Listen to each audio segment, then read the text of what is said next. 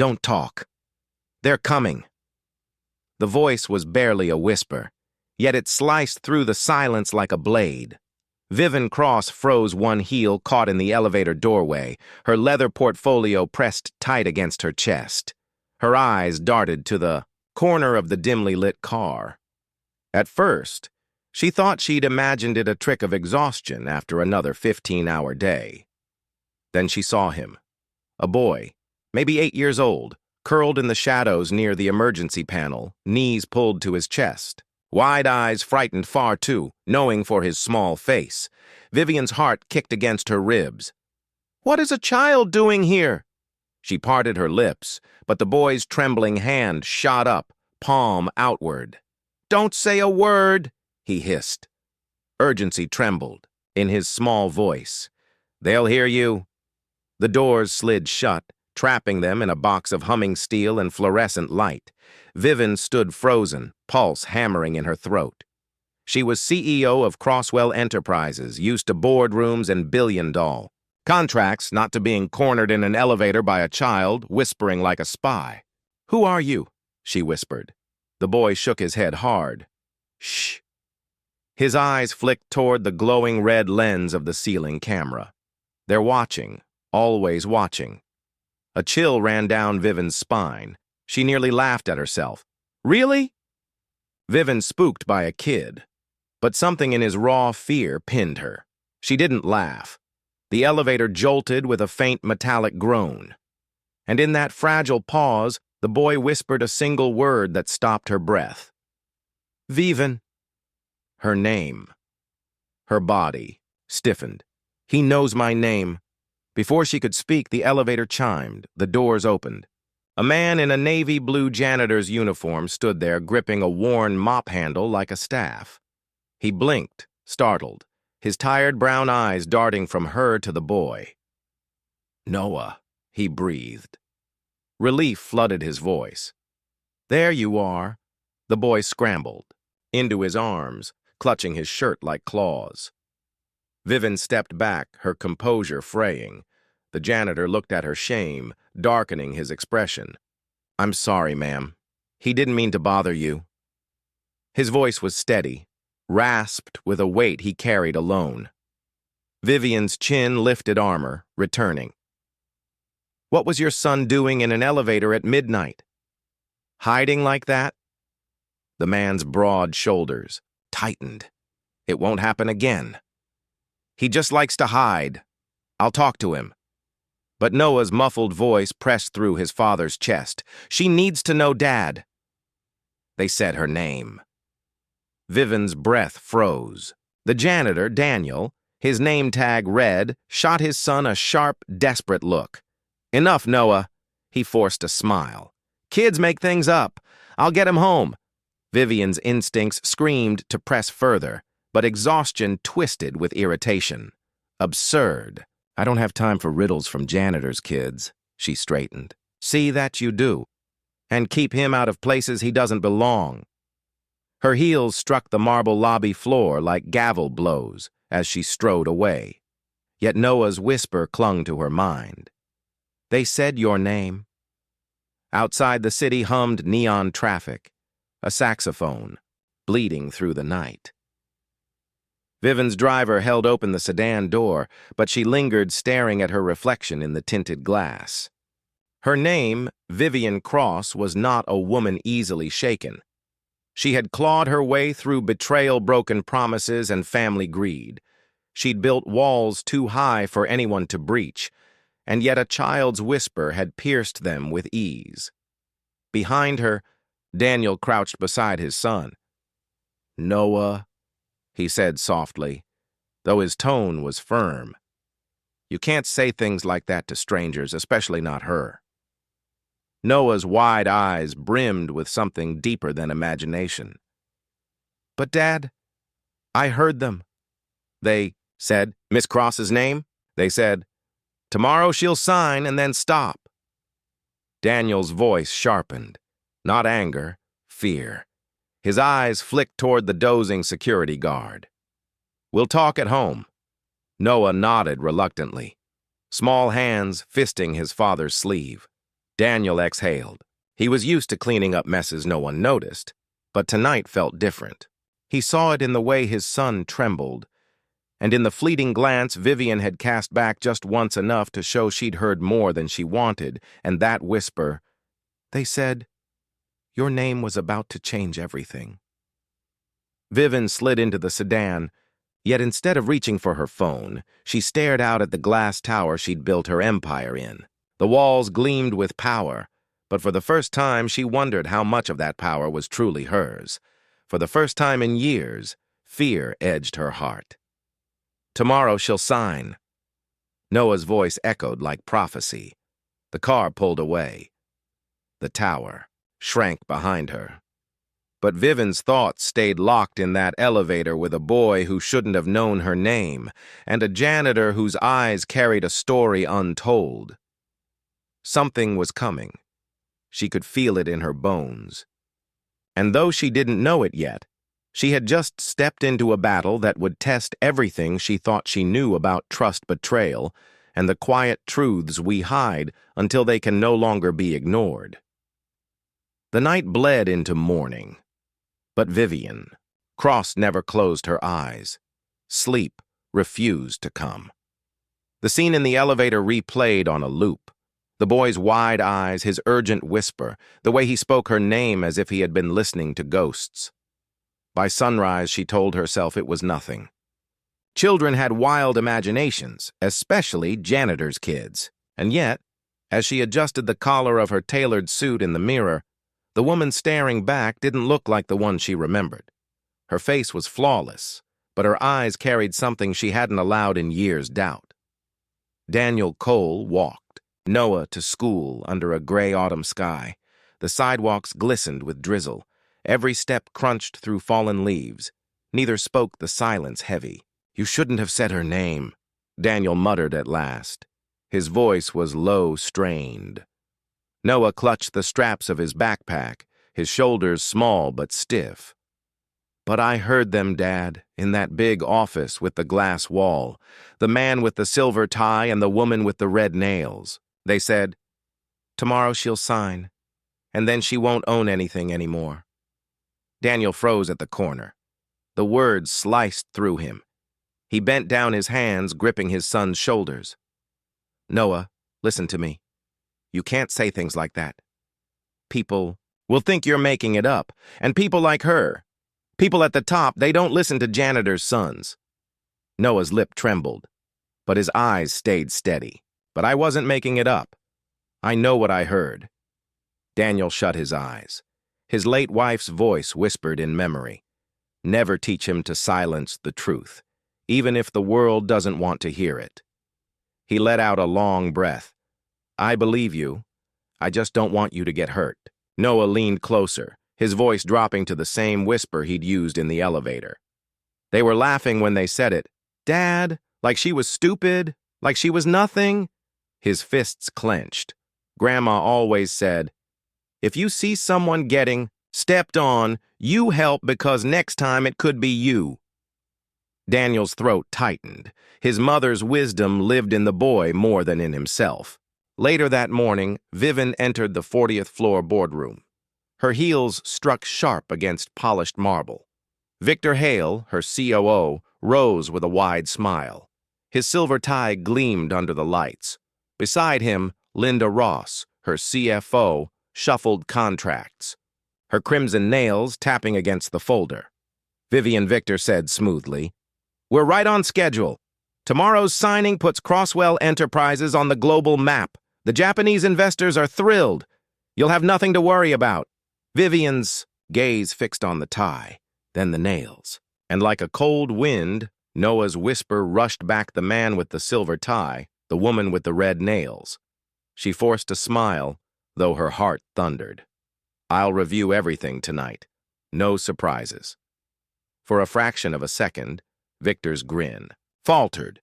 Then it snapped back in place. "Of course. Trust me, we've handled every detail. All you need to do is sign." Linda slid the folder toward her. Yellow tabs marked the spots. Simple, clean. Her voice was sweet, rehearsed. Vivian's hand hovered above the folder. She didn't touch it. Instead, she leaned back. 10 years, Linda. 15 with you, Victor.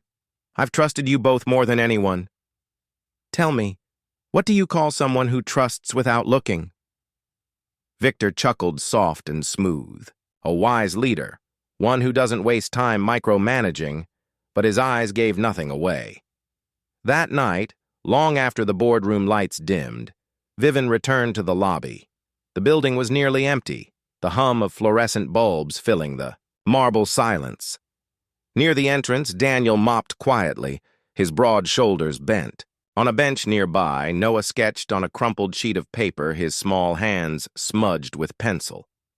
Vivian hesitated, then stepped closer. Mr. Cole? Daniel straightened, startled. Ma'am. Her gaze drifted to the boy, who looked up, eyes wide. You, she said softly. What exactly did you hear? Daniel stiffened. He's just a kid. Imagination runs wild at that age. Noah shook his head. I heard them, the silver tie and the red nails. They said your name, Miss Cross. They said tomorrow you'd sign without reading. The lobby seemed to shrink around them. Every sound echoed the drip of mop water, the faint buzz of a dying light. Vivian's pulse quickened. Why would you say that Noah's voice was small but unshakable? Because when people think someone's invisible, they talk like no one's listening. But I was there. I listened. Vivian's breath caught. She searched the boys. Solemn eyes, and saw no mischief, only truth. Slowly, her gaze turned to Daniel. Why would he lie about something like this? She whispered. Daniel's jaw tightened. He looked at his son, then at her. Sometimes kids see what adults are too busy or too blind to notice.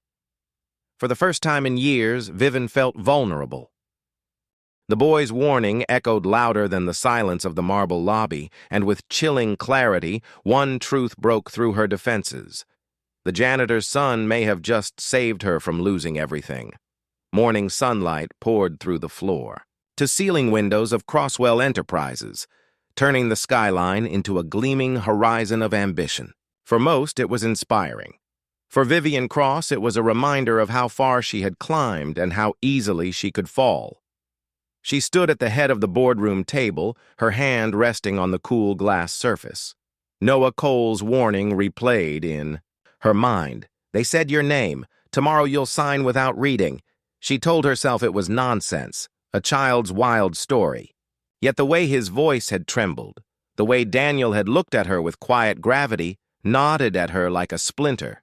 Victor Hale sat with his usual poise, his silver tie immaculate. Across from him, Linda Ross tapped crimson nails against a folder, each click sharper than before. Details she had once overlooked now echoed like alarms. Vivian Victor said warmly, rising with polished charm, You look like you're carrying the weight of the world. After tomorrow, it'll be lighter. This deal is perfect. You'll be remembered as the woman who made Crosswell Enterprises a global force. Vivian forced a smile. I'll be reviewing the contracts again tonight. Every clause. For a flicker of a second, his smile cracked. Of course. But you don't need to drown yourself in technicalities. That's why you have us. Trust is the cornerstone of leadership, Linda added sweetly. We've flagged every page with yellow tabs. All you'll need is a pen. Efficiency is power, Vivian. Her words meant as reassurance landed like a threat. Efficiency. Power yellow tabs. Noah's voice echoed in her head. They said you'd sign without reading. Vivian kept her composure. 10 years, Linda. 15 with you, Victor. Do you know what trust feels like when it breaks like glass? It shatters. And when it does, everyone bleeds. The room fell silent. Victor laughed lightly, too practiced. Always the poet, but nothing will break tomorrow. His eyes, however, held no humor. That evening, alone in her office, Vivian stared out at the city lights. The folder lay open on her desk, bright yellow tabs marking each place to sign. She skimmed the dense legal language, but it blurred together. She was Vivian Cross, the woman who never second-guessed. So why was her pen refusing to move? Her phone buzzed. A message from Victor. "Trust us. We'll make you proud tomorrow. Then, Linda, everything's ready. You'll shine in front of the investors." Their words, once a comfort, now tasted like poison wrapped in silk. She thought of Noah's solemn eyes. They laughed. They said, "Your name." Her reflection in the glass window looked flawless, but she saw the fracture beneath. The next morning, in the marble lobby, she saw Daniel mopping near the doors, Noah sitting nearby with his notebook. Vivian hesitated, then approached. "Mr. Cole." Daniel looked up, surprised. "Ma'am." Her gaze fell to Noah. "May I ask again, what exactly did you hear?" Daniel's jaw tightened. "With respect, Miss Cross, my boys. Had enough. He hides in corners because kids push him around. Yes, he hears things, but you can't base decisions on that." Noah looked up, his voice, quiet but steady. "They said you were stupid, that you'd sign, and that the day after, you wouldn't have a job." Vivian's chest tightened. The boy's words mirrored Victor's message. "Trust us." She crouched down, meeting Noah's gaze. "Why tell me? You don't even know me." Noah's expression didn't waver. "Because I know what it's like when people treat you like you don't matter. They think you won't notice, but you do, and if you can help, you should." The words pierced deeper than any boardroom insult ever had. Vivian rose slowly, her throat tight. Daniel held her gaze, offering no persuasion, only weary honesty. He wasn't using his son to gain favor. He was simply letting her decide what she would do with the truth placed in her hands. "Sometimes," Daniel said quietly, "the smallest voices carry warnings the rest of us are too proud to hear." Her heels echoed across the lobby as she walked away, but her heart no longer beat steady. For the first time, Vivian Cross wasn't sure if tomorrow would mark her triumph or her downfall. The fluorescent light above the service hallway flickered, humming like a weary insect. Vivian Cross had always hated this part of the building.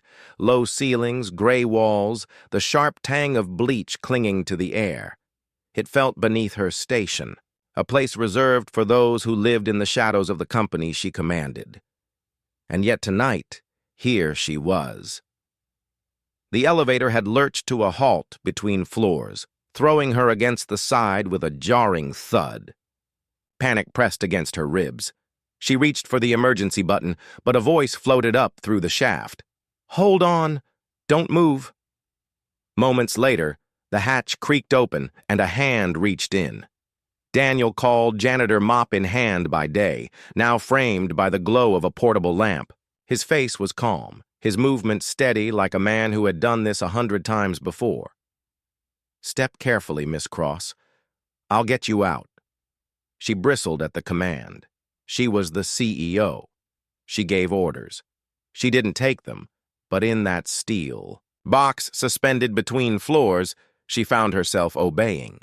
She gripped his calloused hand, strong and unshaking, and let him guide her through the hatch. It was as if she weighed nothing at all.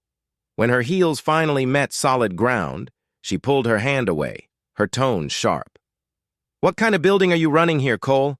Elevators stalling like it's the 70s. Daniel gave a faint smile. "The systems are old. They do what they can. Lucky for you, I know my way around them." Vivian arched a brow. "You know your way around a mop. I didn't realize elevators were in your job description." He crouched and opened a panel, his flashlight cutting through a web of wires. His hands moved with practiced precision testing, adjusting, coaxing the circuits back to life. Sparks leapt briefly, then steadied into order. Vivian watched curiosity, pricking through her irritation. "That's not janitor work."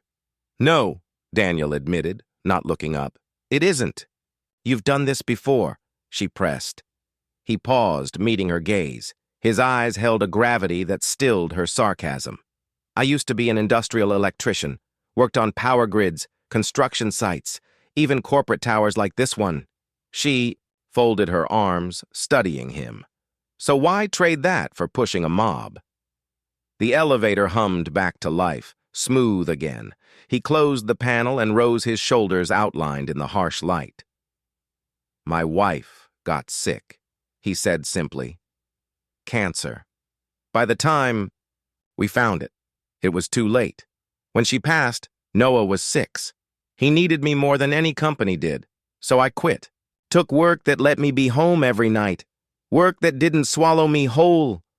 The words landed like stones in her chest. Vivian had expected excuses, maybe resentment. Instead, she found sacrifice. "You gave up everything," she said, softer than she intended. Daniel shook his head. "No, I chose. There's a difference. A career can be rebuilt. A little boy's childhood can't." Vivian turned away, her throat tight. Rain hammered against the glass of a nearby window, echoing her own storming thoughts. Her father's betrayal surfaced sharp as broken glass the day he'd signed away her family's company under the guise of strategy. She had promised herself never again to be blind, never again to put people above the numbers, and yet here stood a man who had done the opposite, placing his son above everything, no matter the cost. "Does Noah know?" she asked quietly. Daniel exhaled. "He knows his dad used to work with machines. He doesn't know I gave it all up for him. He just knows I'm there when he wakes up at night." There was no self-pity in his tone, no pride, just truth. "You don't even realize it," Vivian murmured, almost to herself. "You make the rest of us look hollow." His gaze didn't flinch. "I'm not here to make anyone look like anything. I'm just trying to raise my son, right?" The elevator chimed down the hall, now fixed and ready. Vivian should have walked away. Instead, her voice held her in place.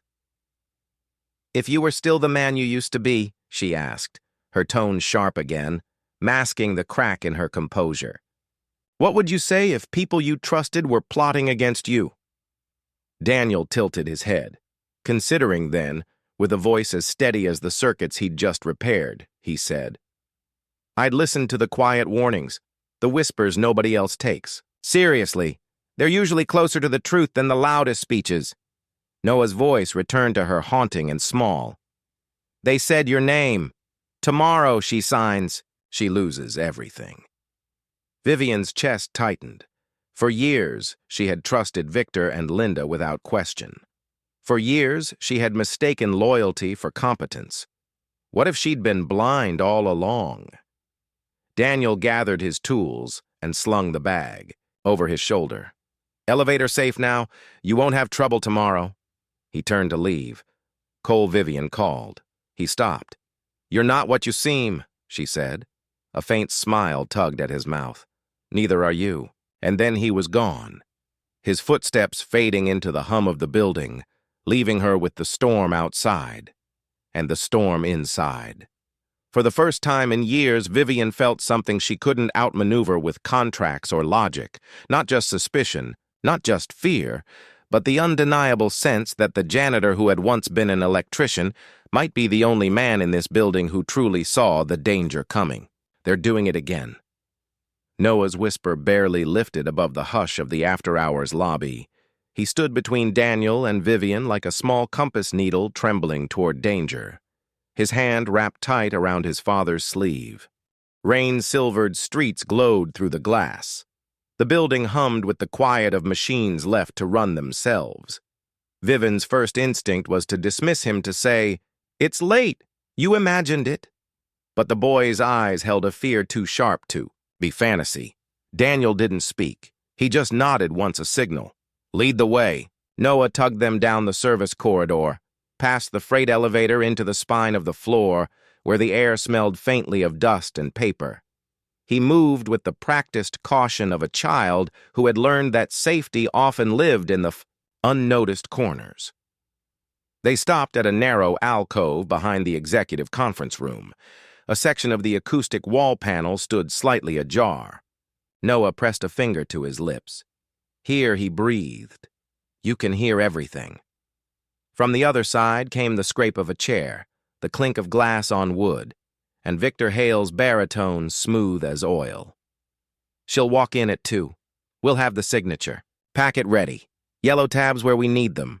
Board consents pre-drafted. The joiner to the new holding entity is buried as Exhibit G. She won't read that far. Linda Ross answered her consonants. Sharp. Efficient. The management continuity clause flips control immediately on execution. She signs we file the proxy triggers by close of business. Voting rights are ours. Vivian's chest tightened. Legal words. She knew too well twisted into razors. Victor chuckled certain. You've spoon-fed her efficiency for years, Linda. Tomorrow is the payoff. She'll thank us for saving her time while she hands us the keys. Silence on their side of the panel, except for 3 breaths. The CEO, the janitor, the child, held in the dark like a single cord pulled taut. Daniel shifted just enough to place himself between Vivian and the crack of light. A quiet instinct to shield. Vivian didn't see the move so much as feel it steady, anchoring. Linda again lower now and the side letter. In my briefcase, Victor said it pushes the urn out to milestones she'll never hit once we restructure. If she gets nervous, we tell her the Japanese expect decisiveness. We make hesitation. Look like incompetence. A pulse of heat rose in Vivian's chest, anger crowding fear. She reached for the panel. Rage wanted a door to kick in, but Daniel's hand found her wrist. Gentle grounding. Not here, he breathed.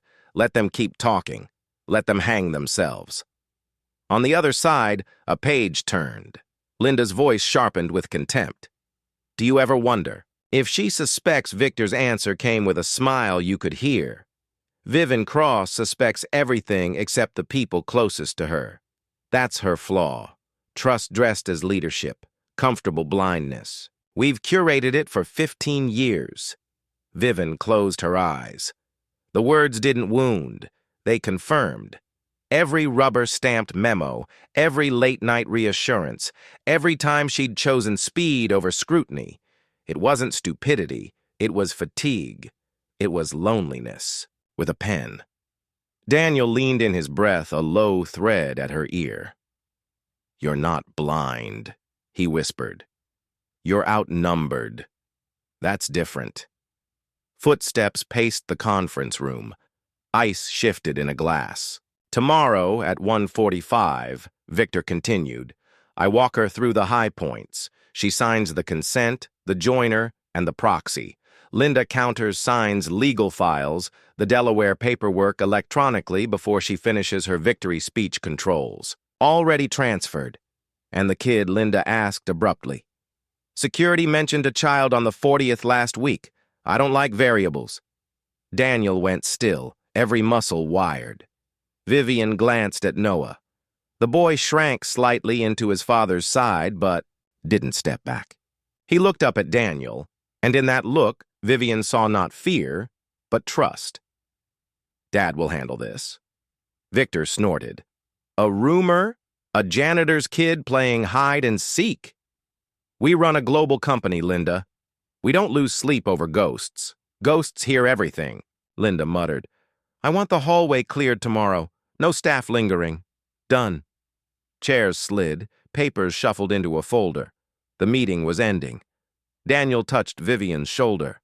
A signal to move now or be caught.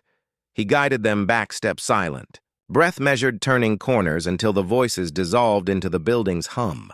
Only when they reached the service stairwell did anyone speak.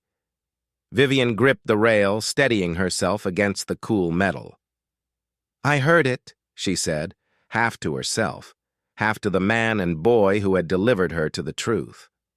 I heard it. Myself. Noah looked up, guilt flickering across his small face. I wasn't trying to spy, he said quickly. It's just when I get scared at school I hide, and then I listen so I know when it's safe to come out. Vivian crouched to meet him eye to eye. She had been many things in boardrooms, flawless, relentless, untouchable, but never gentle. The word rose now like something rediscovered. You weren't spying, she said. You were brave. You warned me when no one else would. Noah's shoulders loosened. Daniel exhaled a little of the steel, leaving his frame. Vivian stood and faced Daniel fully. You were right. The quiet warnings are the ones to follow. She glanced back toward the invisible room where her future had just been traded over ice. What do I do now? Daniel didn't rush. He searched her face, weighing fear against resolve. His voice was calm, the kind that coaxed jammed metal back to life. You let them believe tomorrow is theirs. You smile. You sign nothing. And while they rehearse their victory, you gather proof that doesn't blink. Proof, she repeated. Recordings, transfers, the side letter, and chain of custody, he added. Law, not drama. A clean trail. People like that count on you blowing up in anger. Don't make it boring. Paper beats performance. A breath that might have been a laugh escaped her. Paper beats performance, she echoed. You sound like someone who's done more than mop halls. I've rebuilt systems that failed under pressure. Daniel said different tools, same principle. A long second hung between them. Then Vivian nodded. Resolve setting like concrete. Help me, she said. The words surprised her but didn't frighten her. Not because you owe me, because you know how to hold a line. Daniel's answer was steady. Yes. Noah perked up, sparks of relief lighting his face. I can help too, he chirped, then quickly added, not the dangerous parts. I can draw the halls, the spots where people don't notice you, the places where sound carries. I'm good at maps. Vivian's gaze softened. Then you'll be our SAG-grafer, she said. And we'll do this right. Right is slow, Daniel warned. And careful. I can do careful, Vivian replied. I've done careful my whole life. I just forgot to aim it inward. They started up the stairwell together, a CEO, a janitor, and an 8-year-old with a pencil. At the landing, Vivian paused and looked back into the dim shaft. The building hummed like a sleeping animal. Behind the walls, wires weighted circuits ready to carry whatever current they were given clean power or a fatal surge. She turned forward. Tomorrow, she said, they will think they're leading me to the pen. Her voice steadied. Let them. I'll be carrying the light. Daniel's mouth curved, not quite a smile. Then we'll make sure the light doesn't flicker.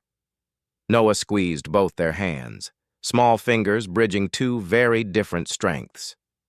Dad, he asked softly, are we safe? We're smarter, Daniel said.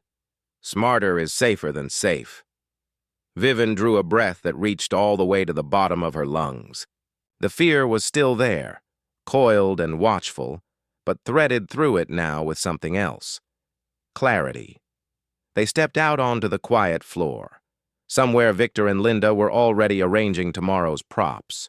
Somewhere a briefcase held aside, letter waiting to cut, and somewhere in the walls between a thin seam of truth had opened just wide enough for 3 people to slip through and change the outcome. For the first time since she had learned how to keep her face from cracking, Vivian allowed herself a single vow. I will not hand my life to those who mistake my restraint for weakness. The night held its breath. The building listened, and the smallest voice had finally been heard. The janitor's break room was barely more than 4 walls, a humming soda machine, and a scarred table that had seen decades of spilled coffee. Yet tonight, it felt like a war room. Vivian sat rigid in a metal chair, her blazer folded neatly across, her lap as though order might hold her together. Daniel leaned against the counter, arms crossed the fluorescent light catching the faint silver at his temples. Between them sat Noah, small legs swinging above the floor, clutching his sketchbook like a shield. Silence pressed down, heavy with the betrayal that had been exposed only hours earlier. Vivian's breath came in shallow, uneven pulls. Finally, her voice broke the stillness. I swore it would never happen again. Daniel's gaze lifted. What would never happen again? She hesitated. Revealing weakness felt like standing at the edge of a cliff. Yet the memory of Victor's smug voice pushed her forward. She pressed her palms flat against the table, knuckles pale. When I was 21, she began, her voice low. My father sold my family's company not to protect us, not even to save it. He sold it because it was easy, because money spoke louder than loyalty. I watched him sign away everything my mother built. Do you know what it's like to realize the person you trusted most could trade you like a stock option? The words landed, hard, raw, and jagged. Daniel uncrossed his arms. He didn't offer comfort, only honesty. I know what it's like to lose trust. One morning, my wife kissed me goodbye. That night, I stood in a hospital corridor staring at a chart that said she wasn't coming home. Sometimes trust isn't broken by betrayal. It's stolen, and you never get the chance to fight for it. Vivian's sharpness faltered. For the first time, she saw not just a janitor, but a man carved by loss as deep as her own. Noah shifted, tapping his pencil nervously against the sketchbook. His eyes moved between them. So what do we do now? Vivian almost laughed at the simplicity. What we do, she said, forcing a brittle breath, is act like nothing's wrong. If I confront Victor without proof, he'll bury me. Daniel pushed away. From the counter voice steady, then don't confront him, not yet. Let them think you're still blind. Let them feel safe enough to brag. Her head snapped toward him. Play weak, play smart, he corrected, stepping closer. If you strike now, the evidence vanishes. But if you wait, they'll expose themselves. Before she could respond, Noah leaned forward, words tumbling out. I can help. Both adults turned startled. They don't notice me, Noah continued quickly. When kids at school wanted to push me around, I learned how to disappear. Hide in lockers, crawl under stairs, stay so still. They forget I exist. He tapped the sketchbook, a child's map of vents and hallways. If you need someone to listen, I can do it. I already did. Vivian's chest tightened. Noah. But Daniel crouched beside his son, taking the book gently. He studied the diagrams, messy, lines but surprisingly accurate. He'd seen them taped to the fridge before, but only now realized their meaning. Daniel's voice was calm, but edged with steel. You've helped enough. This isn't your fight. Noah's eyes dropped. I just don't want them to win. The words were soft, but they cut deep. Vivian leaned forward, her tone gentler than she intended. Daniel. He's right. They don't see him. That makes him safer than either of us. Daniel's jaw clenched. Safer. They threatened you. If they realize a child overheard them, he broke off, fists curling. Noah's small voice returned. I can do it. I want to. The silence after was heavy. Vivian closed her eyes, hearing again Victor's promises, Linda's cruel laugh. When she opened them, steel glinted there. They won't win. Not this time. Her hand moved across the table, not touching his, but close enough to carry weight. Then, we stand together. If they think I'm weak, let them. If they think you're invisible, Noah, let them. And Daniel, if they think you're just the janitor, let them laugh. Until the moment they realize they underestimated the wrong people. Daniel studied her face. Determination burned there, but beneath it he saw the young woman once betrayed by her father, desperate never to be blind again. Slowly he nodded. All right, but one rule. Noah's safety comes first. If it's evidence or him, we walk away. Understood. Vivian hesitated, then whispered. Understood. Noah, sensing victory, scribbled furiously in his sketchbook. Then we need a plan. Daniel ruffled his hair, though his hand lingered protectively. Careful, champ. Planning is easy. Surviving. That's the hard part. For the first time that night, Vivian's lips curved into a faint smile. Then let's make sure we do both. The soda machine hummed louder like a mechanical heartbeat. In that dingy break room, an unlikely trio, CEO, janitor, and boy, sat bound, not by contracts or blood, but by necessity. And somewhere beyond those thin walls, Victor and Linda plotted certain of their victory. They didn't know that in the shadows, an alliance had been forged, fragile, imperfect, dangerous, but stronger than anyone could imagine. By noon, the building had the hush of a church before a verdict. Vivian crossed the executive floor with the calm precision of a surgeon, each step measured, refusing to betray how fast her pulse ran. Victor waited in the private lounge, a glass box cantilevered over the 39th floor espresso, steaming smile polished to a mirror. Linda stood at the window, her reflection a crimson slash against the city. Vivian Victor purred rising. The clink of porcelain on saucer rang like a tiny bell. You look exhausted. Leadership does that, it steals sleep and pays it back in legacy. She set her briefcase down. Legacy can wait. Clarity can't. Then clarity you'll have. He slid a slim folder across the table. Talking points for tomorrow. High level only. Investors love brevity. His knuckle tapped the cover. Soft but deliberate. And if I may, your greatest asset has always been trust. Her eyes lifted. Trust in what? In me, he said smoothly. In us. You don't need to drown in paper to make the right decision. His smile widened a fraction. Your trust, Vivian, is my greatest asset. The line landed like a confession disguised as praise. A spoon chimed against porcelain.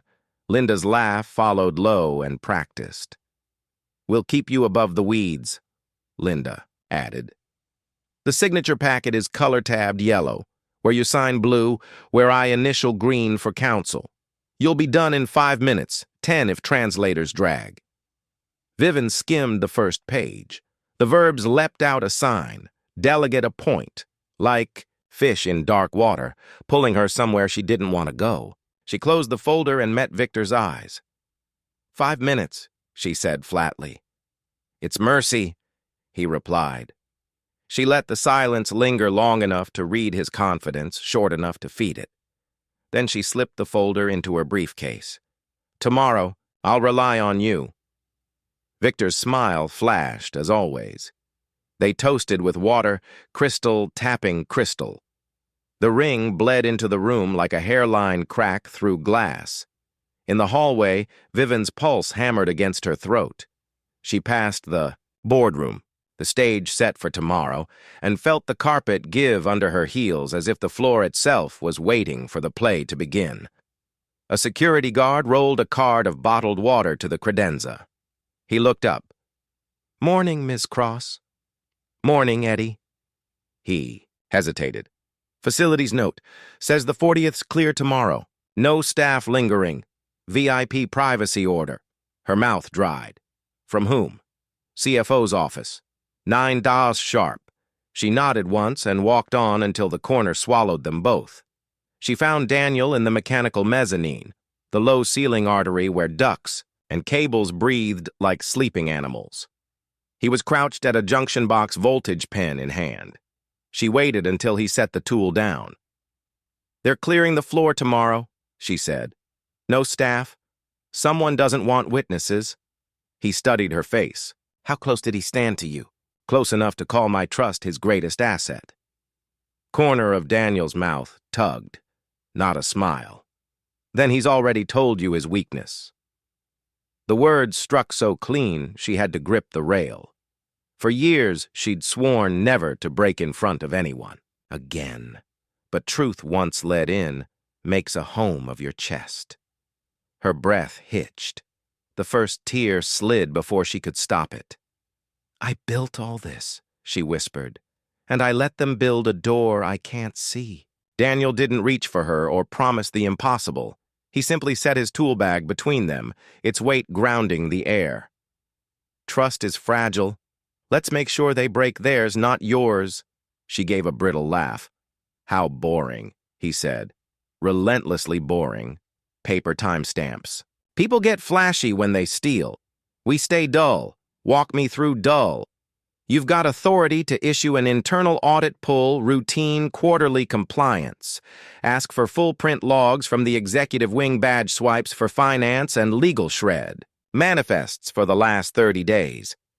Lock email threads containing proxy-tinted joiner continuity and side letter. They'll panic, she said. They'll relax, he countered. Audits are white noise to people who think they're smarter than the system. While they relax, we watch where their eyes jump, she studied. And the side letter, not in shared drives, not in minutes. It's in a briefcase or personal cloud, which means they have to carry it into the room. His knuckle tapped the bag. Confidence makes people sloppy. That's our window. She studied him. You sound like a man who's pulled a company off a live wire. I've pulled men off live wires, he said simply. Principle's the same. She drew herself straighter. I'll issue the audit pull quietly. And I'll send Victor a message that sounds like, surrender. Good, Daniel said. Let him believe a story you've stopped believing. In her office, she typed with fingers that trembled only once. Victor, appreciate you and Linda carrying the weight. I'll rely on your guidance tomorrow and keep remarks short. Please have the tabs ready. V. His reply came in under a minute. Knew we could count on you? Big day ahead. She opened a new note to compliance initiate Q2 audit pulls print logs, executive wing badge swipes, finance arc legal shred manifests, 30 days keyword retention, hold proxy joiner, continuity side letter routine schedule. No broadcast. She hit send. In the glass, the city stared back, distant, indifferent, honest. Late afternoon, the trap advertised itself as courtesy. Linda appeared uninvited latte in one hand, a gift box in the other. You'll want a good pen for tomorrow, she said, clicking the lid open. Black lacquer, fine point, elegant, deadly. Vivian turned it in her fingers. Do you always give gifts that double as instructions? I give gifts that ease pressure, Linda replied smoothly. We've all sacrificed for this company. Let tomorrow be easy. Vivian met her gaze. Easy. That's mercy, isn't it?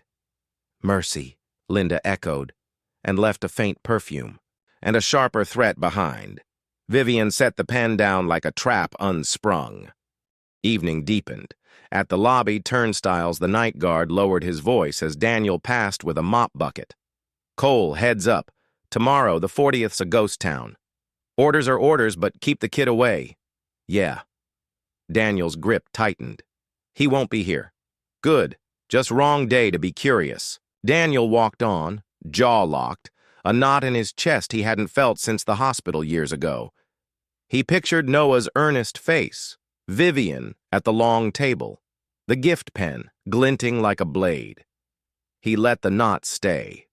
It kept him sharp. They met, once more in the service stairwell, the building's quiet spine. Vivian stood 2 steps above, but they were eye to eye. I told him I'd rely on him, she said. That was the right lie, Daniel answered. I issued the audit pull. That was the right truth. Her breath trembled. And if they see through me, they won't, he said. People drunk on their own cleverness don't see through anything. They only see into mirrors. Her lips curved, tired, but real. You sound like a man. Who used to lead a team? I did. One person. She was 6. We built blanket forts and convinced each other monsters were cowards. How'd you manage that? We stayed together. They stood in the hum, no longer strangers since the moment a child whispered in an elevator. Above them, the boardroom slept in polished shadows. Below, the lobby gleamed like a stage. In between, the net drew tighter, certain of its catch. Vivian straightened, hand brushing the rail. Tomorrow I act small. Tomorrow, Daniel said, hefting the bag, you act precise. And when they lean close to claim what isn't theirs, we let the wire bite. They parted without ceremony. The building listened. Somewhere glasses clinked. Somewhere a folder snapped shut. Somewhere, a boy hunched at a kitchen table, darkened a penciled map, then drew two dots close together and wrote above them in crooked letters, "Safe." The night closed its fist around the tower. Morning would pry it open. The memo landed like a cold front, silent, absolute, and without appeal. Within an hour, the 40th floor was stripped bare of carts assistants and casual chatter. Signs on chrome stands by the elevators announced Level 40 restricted 12:30 p.m. executive session. Doors that normally yielded with a swipe now held fast, hard as steel.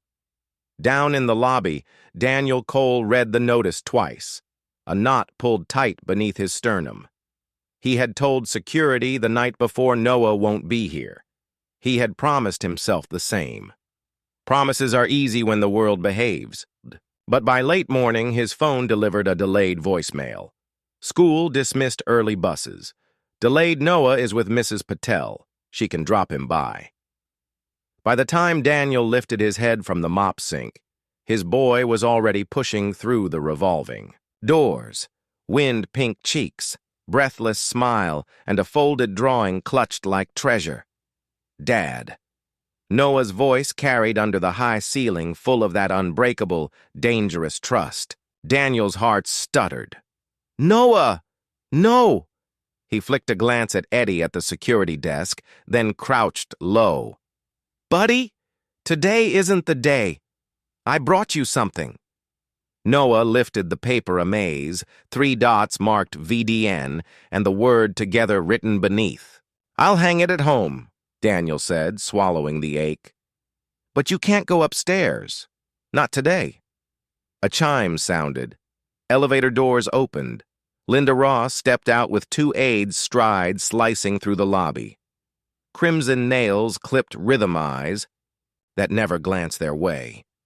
Dad Noah whispered, suddenly hushed. "I'll stay by the vending machines. I won't move." Daniel stared at him, torn between fear and faith. Years of hard lessons had taught him this truth. Fear should make you careful, not cruel. He touched Noah's shoulder. "Then don't move. Not an inch. Understand? I'll be invisible." Daniel hated how well his son knew how to disappear. At 12:17, a courier rolled in with a battered crate of bottled water for the executive floor. Daniel signed, automatically, habit overtaking thought. Moments later, a flustered assistant rushed over.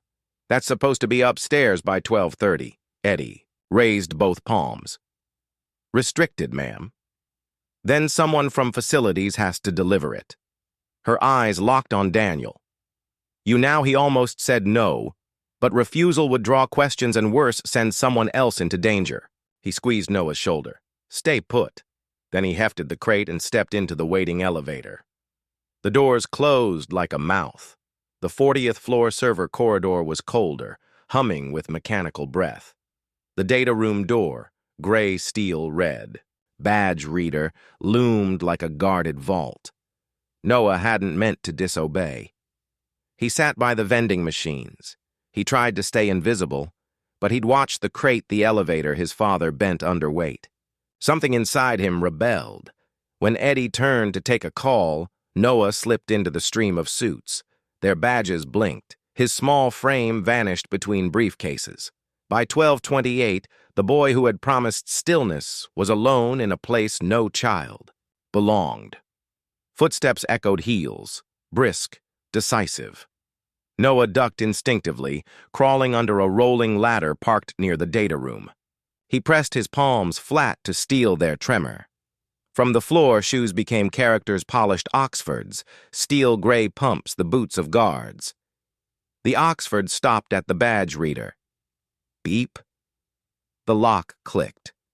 Victor's voice floated back, slick and bright. 15 minutes we stage the packets and hear not the boardroom. Fewer eyes. A guard muttered something. Then Linda's voice cut sharp. "I want no one wandering. We've had enough surprises this week." She pivoted heels, scraping closer, her gaze snagged on the glass reflection. A flicker of movement too low, too small. She froze. "Problem?" Victor asked. Linda didn't answer. She took one step toward the ladder. Noah held his breath until his chest burned. Then a door banged down the corridor. Delivery for conference. Daniel called steady by Will alone. Linda's head snapped toward the sound. Leave it at the credenza, she ordered coolly. And clear this hallway. Daniel's eyes swept once just enough to catch the edge of small sneakers beneath the ladder. Lightning surged his blood. He didn't look again. He carried the crate moving as if the world were ordinary. Around the bend, he set the crate down and ducked into a copy alcove phone to his ear in pantoum. Behind the mask, the rescuer in him woke the man who had once pulled colleagues out of live wires and fire. He counted seconds, then circled back through a service passage. The ladder sat untouched. Daniel dropped to a knee handy, reaching into the shadows. He found his son's trembling wrist and pulled him free. "Don't talk," Daniel whispered. "Walk." Together they moved as one shadow. Voices swelled behind them. Victor's again, cruel and certain. By the time she thanks us for our stewardship, she'll have nothing left. Laughter followed. Daniel's jaw clenched. He shielded Noah with his body and pressed forward. The elevator. Bank loomed. Doors slid open and Linda Ross stepped out alone, folder in hand. She stopped, her eyes catching them like prey. The pause stretched, then her mouth curved, not a smile, but a calculation. "Mr. Cole," she said warmly. "Busy day, isn't it?" Her gaze flicked to Noah. "And who is this, my son?" Daniel replied flat, steady. He got turned around looking for the lobby. "We're leaving." Linda tilted her head, voice softening. "You know, our insurance team hates surprises, especially little ones." She leaned closer. "Sometimes children have accidents when parents aren't careful." Noah's hand crushed Daniel's. Daniel met Linda's eyes. "Then this parent will be careful starting now." He brushed past. She didn't move. She simply let him fit. In the elevator, he pressed lobby with a finger that didn't shake. The door sealed, cutting off her hollow smile. Only then did he breathe. "You okay?" "I'm sorry," Noah whispered. "I just wanted to make sure you weren't alone." Daniel's chest tightened. "Being brave doesn't always mean stepping closer," he said. "Sometimes it means staying where someone can protect you." The elevator chimed. "Lobby." He guided Noah out, keeping his body between him and every line of sight. Eddie's worried glance met his, but no questions came. Daniel nodded later and steered Noah into a side corridor. Vivian was waiting there as if pulled by the gravity of their need. One look at Daniel's face and she reached for Noah, not to claim, but to steady. "Are you hurt?" Noah shook his head. "I messed up." Vivian crouched. "You tried to help. Now help me by letting your dad keep you safe." The boy nodded, biting his lip. He pressed the drawing into her hands. This was for him. "But maybe it's for you too." She unfolded it, 3 dots in a maze. Together. Something in her defenses cracked but did not break. She lifted her eyes to Daniel. "What did she say?" Daniel's jaw flexed. "That accidents happen too. Kids when parents aren't careful." Vivian's eyes turned cold, not cruel but resolved. "Then let's make this the safest building a child has ever stood in." He searched her face for any tremor of doubt. He found none, only steel, tempered by promise. "I'll call in a friend," he said. "Someone who can document without being seen. If we set this right, Noah never has to be near it again." Vivian slipped the drawing into her portfolio as if it were sacred. "Do it." "And Daniel." She paused, voice steady. "Thank you for what?" "For not exploding." "Not exploding keeps people alive," he said, glancing at Noah. "Starting with you." "Starting with me," Noah echoed. They moved as a unit out to the side exit into the city's ordinary noise. Above them, Linda Ross believed she had measured every risk. She hadn't measured a father's line. On the sidewalk, Daniel knelt to his son's level, home, homework, pizza. Your job is to forget this floor exists until I say otherwise. Noah blinked. What about your job? My job, Daniel said, glancing at Vivian, is to teach the monsters that we don't scare. Vivian's phone buzzed with another trap disguised as a meeting. She silenced it. The drawing rustled in her bag like a stubborn truth. Tomorrow, she murmured, we stop pretending we owe them anything. Daniel nodded. Tomorrow we make the wire bite. Father and son turned toward the subway, Vivian toward the tower. The city exhaled. The danger had only shown its face, but that finally gave them something stronger than fear to hold a plan, a boundary, and a promise carved into the quiet.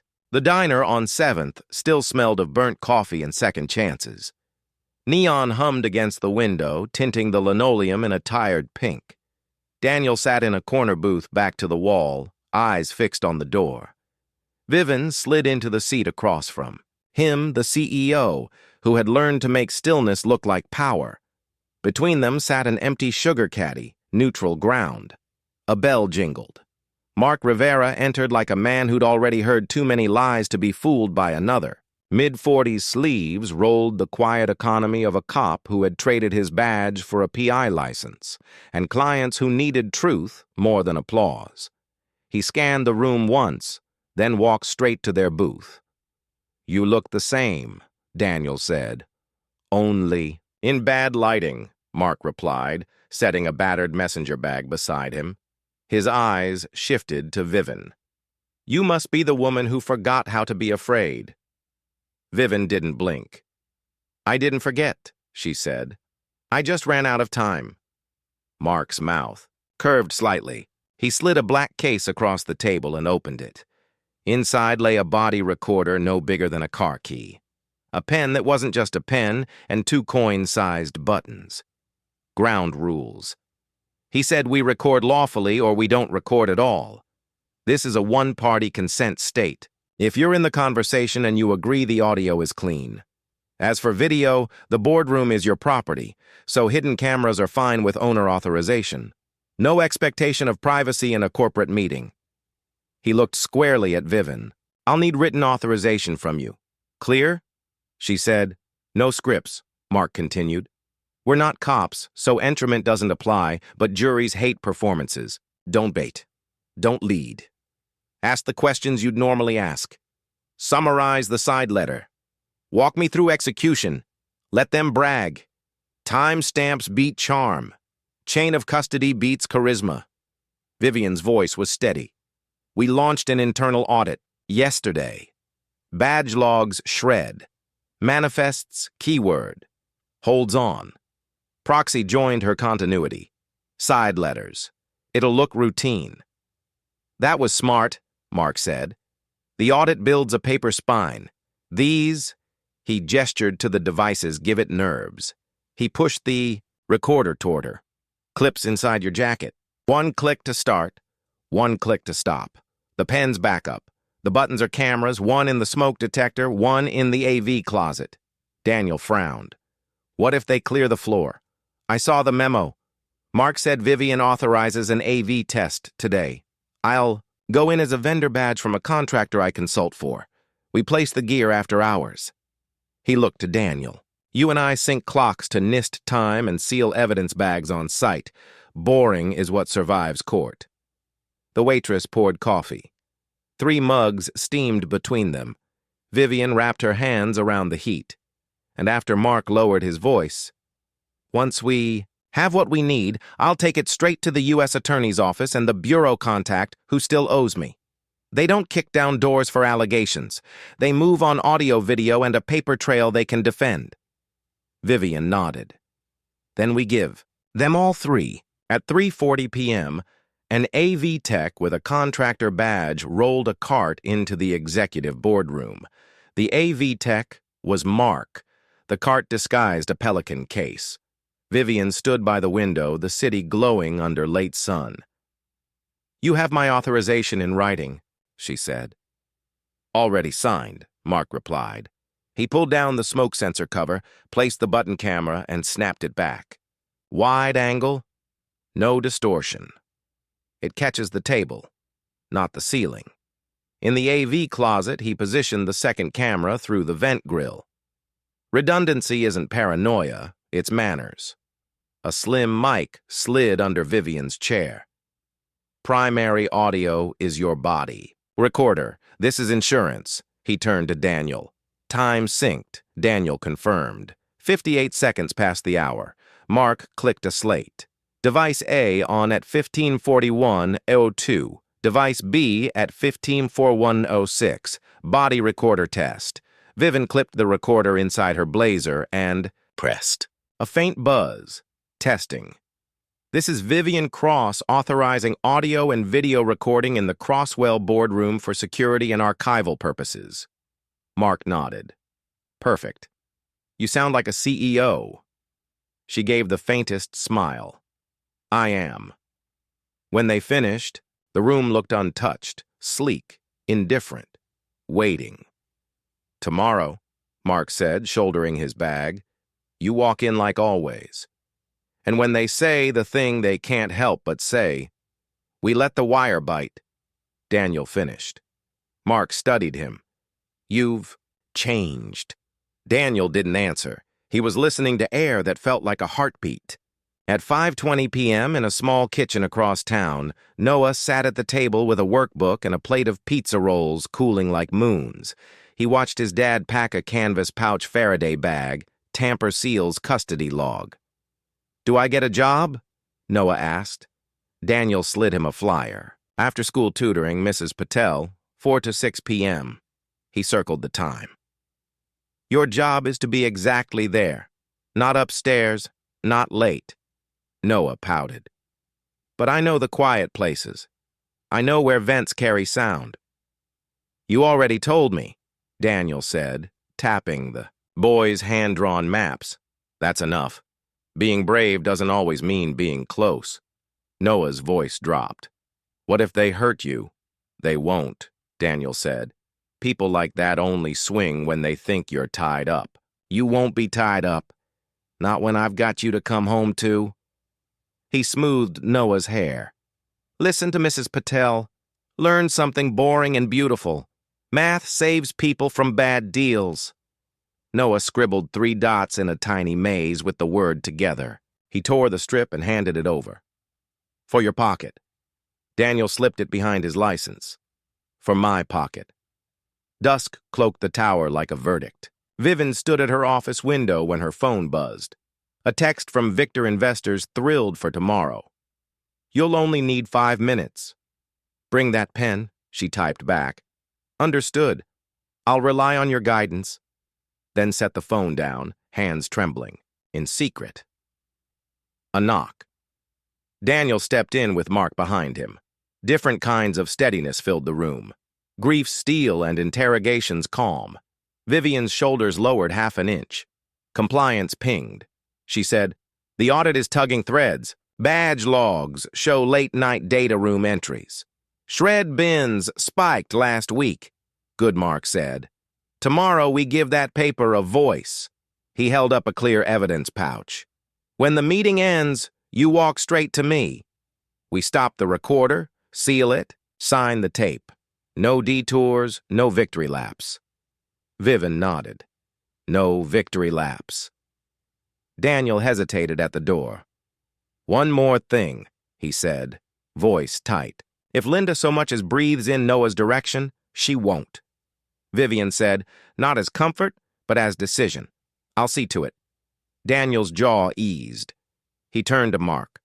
7:30 AV check, 1:30. We staged the room, 200. They think they win, and 2:05. Mark finished. We changed the ending. Night fell. The city lit its lamps. Somewhere a saxophone traded loneliness for sound. Vivian lingered in her office, the recorder cool in her hand before slipping it into her blazer. She practiced the question she'd used, to open the door.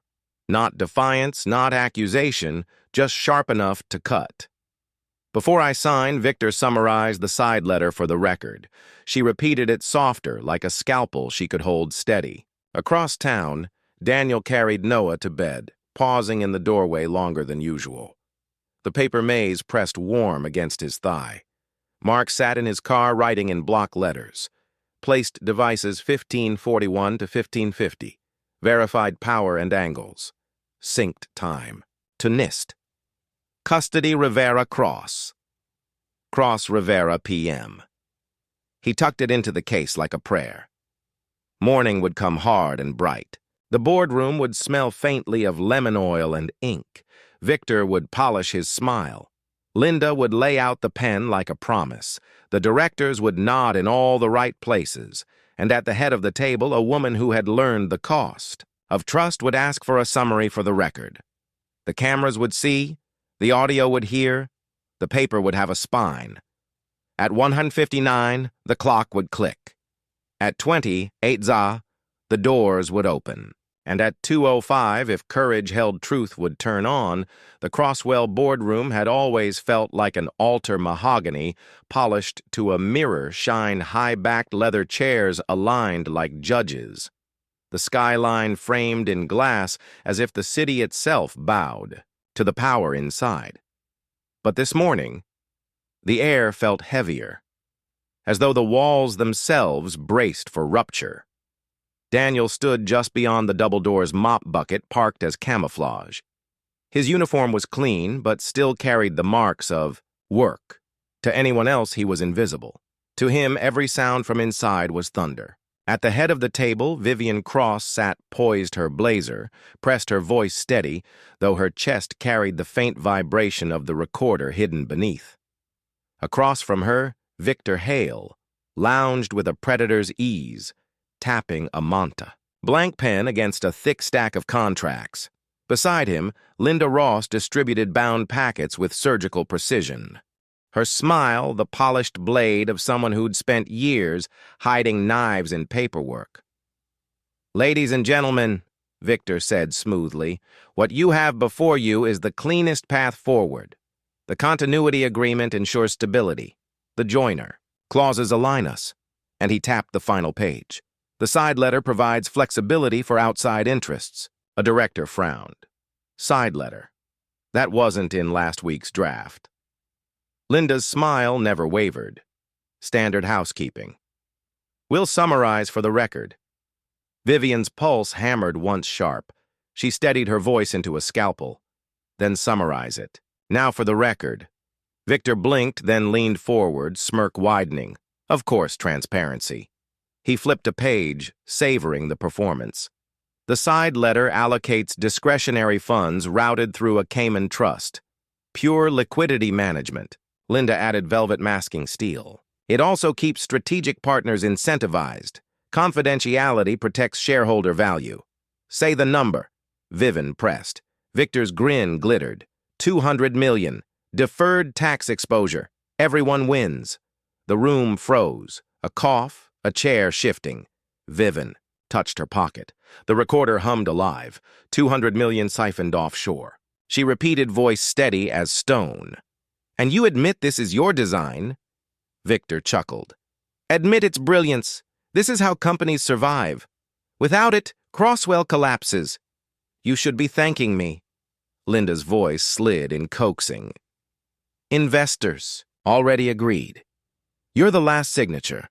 Don't make this harder than it needs to be." Vivian's gaze sharpened. Harder for who? Behind the glass. Daniel's fists clenched. Noah's drawing pressed in his pocket like a brand. He wanted to storm in to tear Victor from his chair, but not yet. At the table, Mark Rivera sat quietly disguised as a compliance consultant. His pen clicked once discreetly, marking the time. Vivian turned a page, deliberate. This side letter was it disclosed in the SEC filing. Victor's smirk returned sharper. Of course not. Some truths don't belong in sunlight. Linda's tone dripped with condescension. "Vivian, every empire is built on shadows. Yours is no different." Vivian's reply cut the air. "Empires built on shadows collapse. Quell deserves better." Victor's face hardened. "Careful. Without us, you're nothing but a figurehead. We carried you after the scandal. We buried the whispers. You owe us. I don't owe you silence. A murmur rippled through the directors. One gay-haired and loyal for decades finally spoke. Victor 200 million isn't liquidity management. It's fraud. The word landed like a gavel. Linda's composure cracked pen tapping too fast. Victor slammed, his palm on the table. You think the DOJ cares about accounting footnotes? We built this machine. We can bury any noise she makes. He jabbed a finger at Vivian. She doesn't have the guts. Vivian lifted her chin. Courage isn't the problem. Evidence isn't either. Victor's eyes flicked to her pocket. His smirk returned brittle. A toy recorder. Chain of custody. Admissibility. You think this holds up? Mark's voice entered for the first time calm as stone chain of custody is intact. This meeting was authorized. One-party consent jurisdiction. The audio's clean. Video 2. Every head turned. Victor's smirk shattered. Linda froze. You! Victor spat. Who are you? Mark met his stare. Someone who remembers what justice sounds like. The board fractured into whispers. Linda scrambling for her phone. Victor surging to his feet. Vivian stayed seated steady as bedrock. You wanted my signature. Here it is. She signed not Victor's packet, but the compliance authorization mark slid forward, sealing the evidence chain. Victor's face flushed crimson. You think you've won? You don't know who I answer to. You don't know what's coming. Vivian finally rose, her voice carried like a bell. I don't need to know because when the truth leaves this room, it doesn't come back.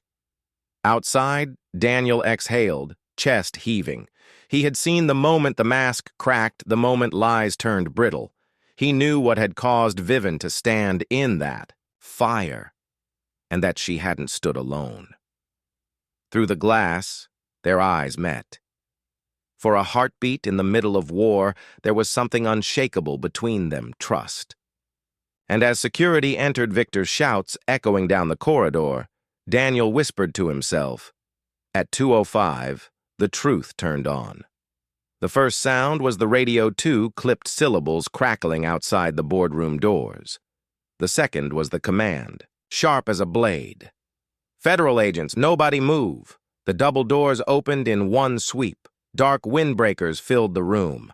Block letters FBI stamped across their backs. Their movements were quiet, practice efficient. An older agent with gray at his temples stepped forward, palm raised. Victor Hale, Linda Ross, hands where I can see them. Pens froze, chairs stilled. Even the skyline outside seemed to pause. Victor tried to laugh. This is corporate theater, agent. You're interrupting a board meeting. Then I'll be brief. The agent said, Mr. Hale, Ms. Ross, you're under arrest for conspiracy to commit wire fraud, securities fraud, and money laundering. We have assigned warrant asset freeze orders and preservation notices for all systems. Stand a sound followed. Unmistakable metal kissing metal. Click, click. The room inhaled as one. Linda's voice broke. You can't. This is a misunderstanding. We were protecting shareholder value. The agent didn't look at her. You have the right to remain silent. I suggest you use it. Across the table, Vivian sat very still, her hand resting over the recorder hidden in her blazer. She didn't smile. She didn't flinch. When Victor's eyes finally met hers, she saw what arrogance looks like, when it realizes it's mortal. You did this, he hissed. I told the truth, she said evenly. It walked here on its own. Mark Rivera stood. The quiet consultant dropped his disguise. From his bag, he produced a sealed evidence pouch. Chain of custody begins now, he said. Voice comm, professional. Primary audio from Ms. Cross. Secondary audio under her chair.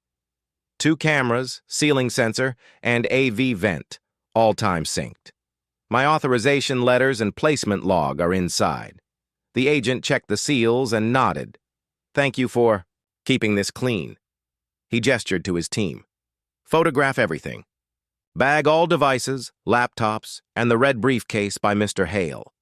Everything logged, one director whispered. Agent, what happens to the company today? The agent replied. It keeps breathing. Our orders freeze the money and preserve the records. Your job is to cooperate. Victor lurched to his feet, cuffs biting his wrists. You think you've won? You don't know the people behind me? Vivian rose. Her voice was steady. No, but now they know me.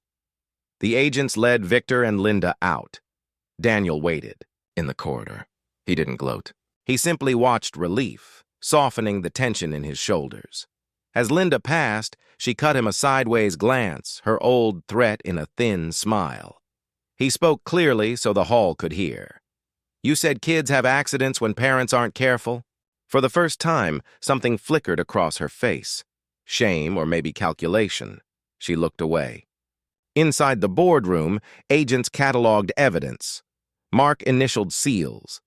Vivian exhaled a small tremor shaking loose from her chest.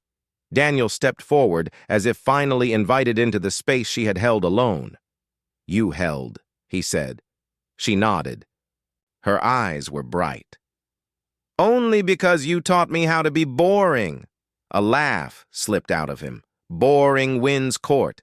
Boring saved a company. Truth did that, he said. Boring just carried it. An agent with kind eyes approached. Ms. Cross, we'll need your statement at the field office this afternoon. You're not under investigation. You're a witness. We'll arrange a secure exit. Vivian looked toward the elevators, the glass walls, the hundreds of employees who had no idea the ground had shifted beneath them. Give me 5 minutes, she said. I need to speak to my people. 5, the agent agreed. She turned to Mark. Call comms internal only. We state facts. We protect everyone who wasn't involved. Daniel spoke softly. Noah's with Mrs. Patel. I can keep him away until bring him, Vivian said quickly, surprising herself. Let him see the world when it tells the truth. The lobby buzzed with rumors. Security held a loose cordon. Phones hovered. Vivian stepped onto a small riser, normally reserved for holiday flowers. She had no speech. She didn't need one. Some of you heard what happened upstairs, she began, voice steady through the atrium. Law enforcement executed warrants in our boardroom. 2 senior executives were arrested. They do not speak for Quell. They will never speak for Quell again. A ripple passed through the crowd. Heads turned, whispers quieted. We are not an empire built on shadows, she continued. We are a company built on work, your paychecks. We'll clear, your projects will continue, our records are being preserved. If anyone asks you to hide anything, refuse. If anyone threatens you, you come to me. Silence fell. Not fear this time, but trust beginning to grow. Then a child's voice cut through. Ms. Vivian Noah barreled through the crowd, hair wild, backpack bouncing.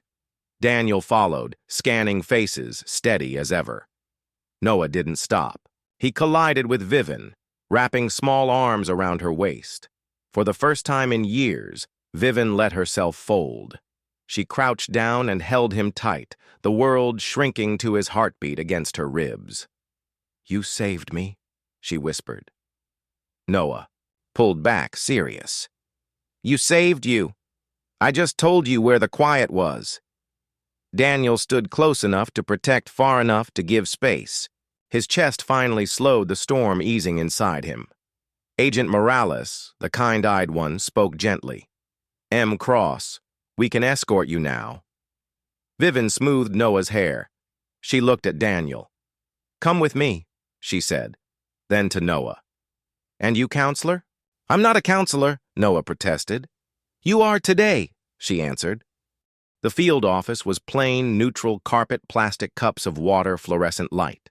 No skyline, no mahogany, just honesty. Vivian gave her statement, dates, names, the words Victor had trusted to the dark. Mark handed over sealed bags. Device O body audio. Device B, chair audio. Devices C and D, cameras. signed and logged. Agent Morales accepted them. Well, present this to the U.S. Attorney today. First court appearance tomorrow. With these recordings, this case has teeth. Noah raised his hand. Small voice, serious. Will they go to prison? Morales leaned forward. That's up to a judge and jury. But when people steal, we make it hard for them to keep what isn't theirs. Noah nodded, satisfied. Vivian turned to Daniel. I owe you. He stopped her. Don't finish that. Owing turns gratitude into a contract. His voice softened. Let it be family instead. Something unguarded passed between them. Recognition, not rescue. 8 weeks later, the verdict came. Victor Hale guilty on all counts. Linda Ross guilty on conspiracy and money laundering after a plea. The judge spoke of trust-betrayed markets that depend on daylight and ordinary people harmed. Sentencing would follow. Assets would be forfeited. Outside cameras swarmed. Vivian paused only once. Integrity isn't a slogan, she told the microphones. It's payroll, it's pensions, it's the roof over families. Then she walked on. On the courthouse steps, Noah slipped his hand into hers. So, it's over, Daniel answered. The worst part is, now we build the better part.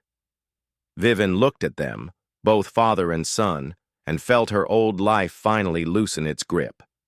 They walked, slowly to the curb, past microphones, past shadows, into the winter sun that had fought its way through clouds. At the corner, Noah tugged them to a stop. Can we get pizza? He asked, as if justice needed cheese to stick. Daniel laughed. Kids got priorities. Vivian smiled. Not the investor smile, but one born at the eyes, spreading all the way down. Pizza, she said. And then she looked at Noah. Maybe you help me design something for kids who know where the quiet is. His grin was instant. I can draw it tonight. Good, Daniel said, because tomorrow starts early. They crossed with the light. 3 shadows braided on the crosswalk. No titles, no glass walls, just the steady math of ordinary steps carrying them from the place where truth was recorded to the simple places where healing begins, a red checkered table, a slice too hot to hold, and a promise no one needed to sign. Behind them, a tower kept breathing. Ahead, a door jingled open, and for the first time in a long time, the world felt correctly sized. The snow came late that winter, laying a hush over the city, like a white quilt, softening even the sharp edges of glass and steel. Daniel stood at the curb in front of a modest 2-story brick house tucked into a quiet neighborhood. It wasn't grand, but it had a porch swing, a narrow walkway lined with old maples, and a chimney that still remembered the smell of wood smoke. He shifted Noah's backpack higher on his shoulder. Well, buddy, he said, voice warm with disbelief. This is it. What do you think? Noah's eyes widened as if he were seeing a castle. It has a porch, Dad. Can we get a dog? Dogs love porches. Daniel laughed rough and full, the kind of laugh he hadn't let himself have in years. Let's start with a welcome mat before we add a dog. A sleek black car pulled up, tires crunching against the snow. Vivian stepped out wrapped in a long wool coat, her breath blooming white in the air.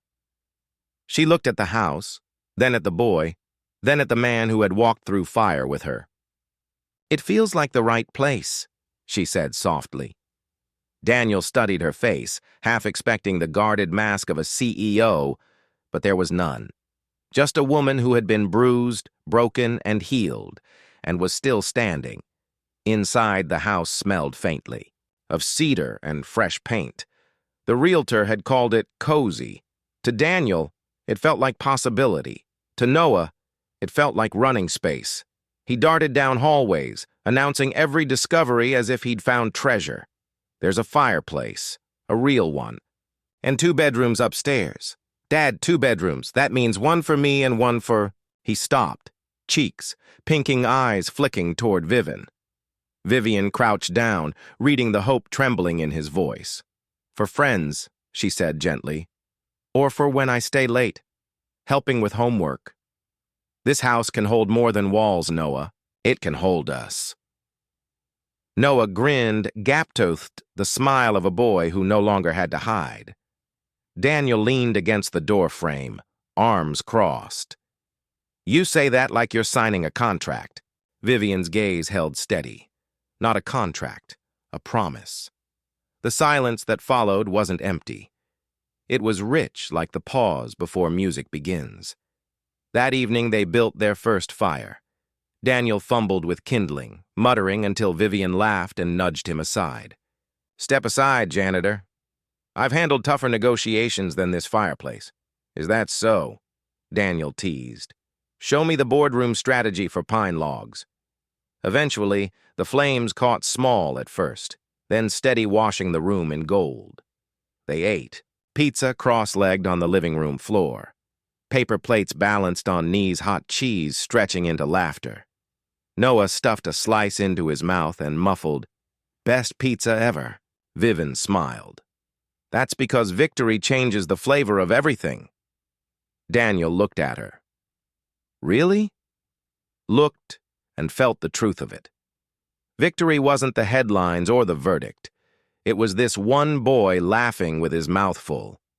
One woman, leaning against the hearth and the heartbeat of a house, learning their names.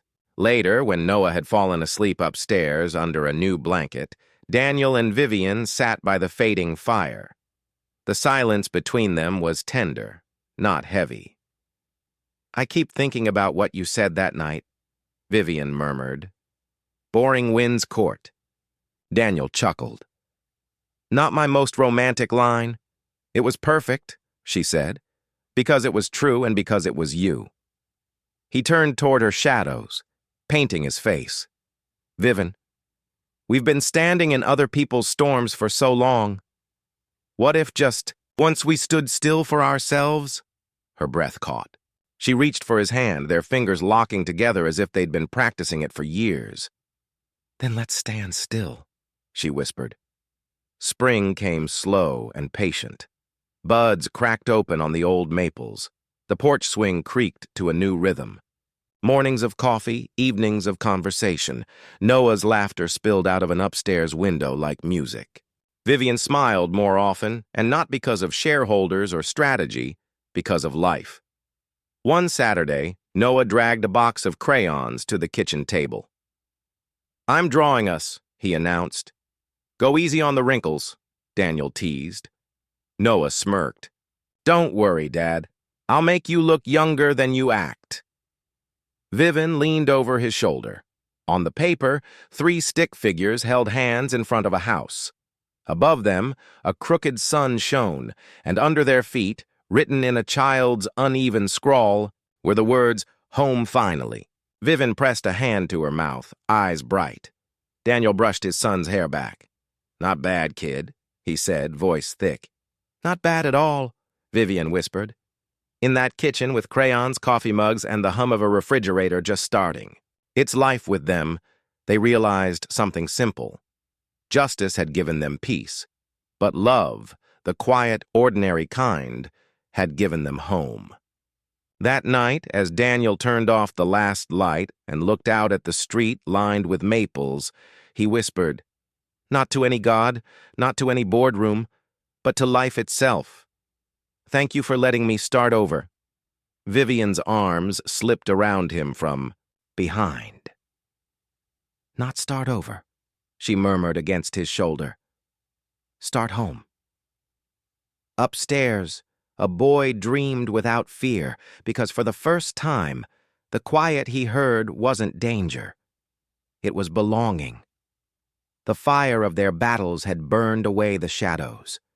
What remained was warm, human, and unshakably true.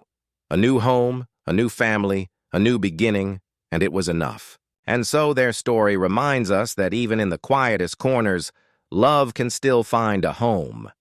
Healing doesn't always arrive with fireworks. It comes in the gentle laughter of a child, the warmth of a hand held, and the promise of a tomorrow that feels safe. Now I'd love to hear from you. Where in the world are you listening from tonight? Share your thoughts in the comments. I read every single one, and your stories inspire me just as much as these tales. If this story touched your heart, please subscribe to the channel and join our community of listeners who believe in hope, kindness, and second chances. And finally, thank you. Truly. Thank you for giving your time to be here, to feel, to remember, and to dream with me. Until the next story, may you carry this light into your own.